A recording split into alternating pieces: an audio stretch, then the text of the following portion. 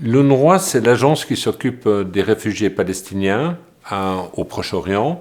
Nous sommes présents dans 5 zones opérationnelles, le Liban, la Jordanie, la Syrie, la Cisjordanie et Jérusalem-Est, ainsi que la bande de Gaza. En fait, nous avons un mandat depuis 75 ans et on délivre des services publics essentiels aux réfugiés palestiniens à travers la région. Les réfugiés palestiniens étant certainement la communauté la plus destituée du Proche-Orient.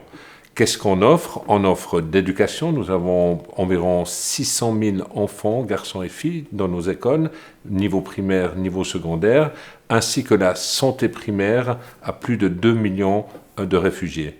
À chaque fois qu'il y a une crise humanitaire, comme c'est le cas actuellement dans la bande de Gaza, nous tournons nos opérations pour sauver des vies et nous nous focalisons entre autres sur l'aide médicale, mais aussi sur l'aide alimentaire et puis l'aide aussi pour offrir des refuges aux Palestiniens qui fuient les combats et les bombardements actuellement dans la bande de Gaza.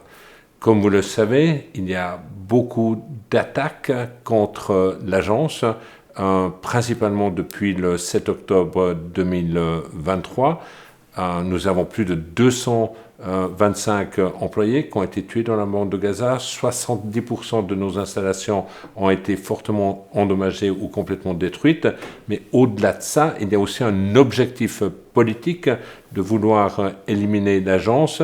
L'objectif étant que si l'agence devait disparaître, le statut de réfugié des Palestiniens est réglé. Mais notre mandat vient de l'Assemblée générale. C'est un mandat transitoire. Certains ont tendance à dire nous sommes partis du problème, du problème politique, mais en réalité, si le mandat temporaire qui a été donné à notre agence a duré maintenant 75 ans, c'est aussi parce que la communauté internationale n'a pas réussi à trouver une solution politique au sort des Palestiniens depuis 75 ans. Avec ce qui vient de se passer dans la région, j'espère que finalement, il y aura un sursaut de la communauté internationale pour que la solution des 2 États soit une fois pour toutes envisagée de manière sérieuse. Et si tel devait être le cas, nous, en tant qu'UNRWA,